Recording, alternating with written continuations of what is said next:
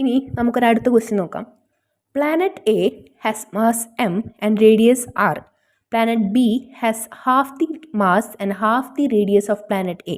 If the escape velocities from the planets A and B are VA and VB respectively, then VA by VB is equal to n by 4.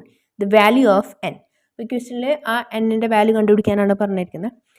അപ്പോൾ ഇതിൽ പറഞ്ഞിട്ടുള്ളത് planet എൻ്റെ mass m ആണ് and planet എൻ്റെ radius r ആണ്. And ഇനി പ്ലാനറ്റിൻ്റെ B നോക്കുകയാണെങ്കിൽ അതിൻ്റെ മാസ് m/2 ആണ്, അതിൻ്റെ റേഡിയസ് r/2 ആണ്. ഓക്കെ, ഇനി എസ്കേപ്പ് വെലോസിറ്റി ഈക്വേഷൻ എന്ന് പറയുന്നത് √2gm/r ആണ്. ഇനി escape velocity of A. Okay, escape velocity of A ഈ രണ്ട് വാല്യൂസ്, അതായത് എമ്മും ആറും ഈ എസ്കേപ്പ് വെലോസിറ്റിൻ്റെ ഈക്വേഷനിൽ സബ്സ്റ്റിറ്റ്യൂട്ട് ചെയ്ത് കൊടുത്താൽ ഈ ഒരു വാല്യൂ ആണ് കിട്ടുക. ഇനി ഈ B escape velocity of planet B, അത് ഈ ഒരു ഇക്വേഷനിൽ സബ്സ്റ്റിറ്റ്യൂട്ട് ചെയ്ത് കൊടുത്താൽ അതിനെ സോൾവ് ചെയ്യുന്ന സമയത്ത് നമുക്ക് ഈ ഒരു വാല്യൂ തന്നെ കിട്ടും. അതായത് ഈ വി എൻ്റെയും വി ബിൻ്റെയും വാല്യൂ സെയിം ആണ്. ഓക്കെ, അപ്പോൾ നമുക്ക് മനസ്സിലായത് V A by V B, ഈ വി എയും വി ബിയും ഡിവൈഡ് ചെയ്ത് കഴിഞ്ഞാൽ നമുക്ക് 1 ആണ് കിട്ടുക. ഓക്കെ, അതിൻ്റെ റേഷ്യോ എന്ന് പറയുന്നത് 1:1 ആണ്. ഇനി according to the question V A by V B എന്ന് പറയുന്നത് n/4 ആണ്. അപ്പോൾ നമ്മളിവിടെ V A by V B എന്നുള്ളത് 1 എന്നുള്ളത് കണ്ടുപിടിച്ച് കഴിഞ്ഞു. ഓക്കെ, അപ്പോൾ ഇനി എന്താ n/4 is equal to n/4 is equal to 1 കൊടുക്കുക. ആൻഡ് അറ്റ് ലാസ്റ്റ് നമുക്ക് n is equal to 4 കിട്ടും. ഇനി അടുത്തൊരു ക്വസ്റ്റ്യൻ നോക്കാം. The time period of A satellite revolving around earth in A given orbit is 7 hours. If the radius of orbit is increased to 3 times its previous value, then approximate new time period of the satellite will be. Okay, അപ്പോൾ time period കണ്ടുപിടിക്കാനാണ് ചോദ്യം.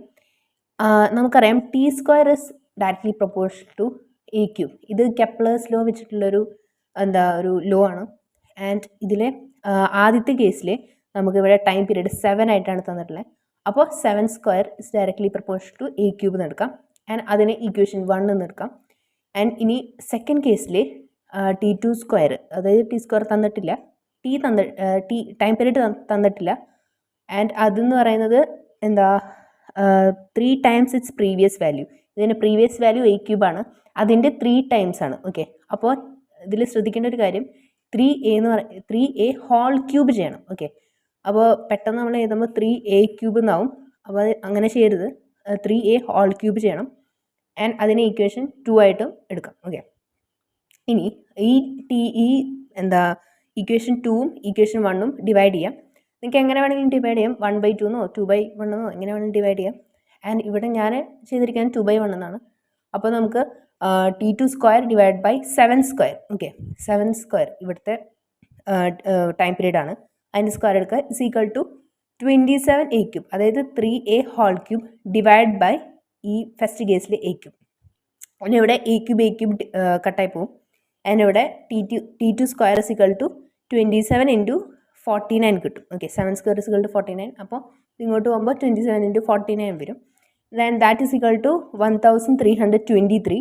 And നമുക്കിവിടെ t2 ആണ് വേണ്ടത്. അപ്പോൾ അതിൻ്റെ square root എടുക്കുക. And that is approximately equal to 36.4.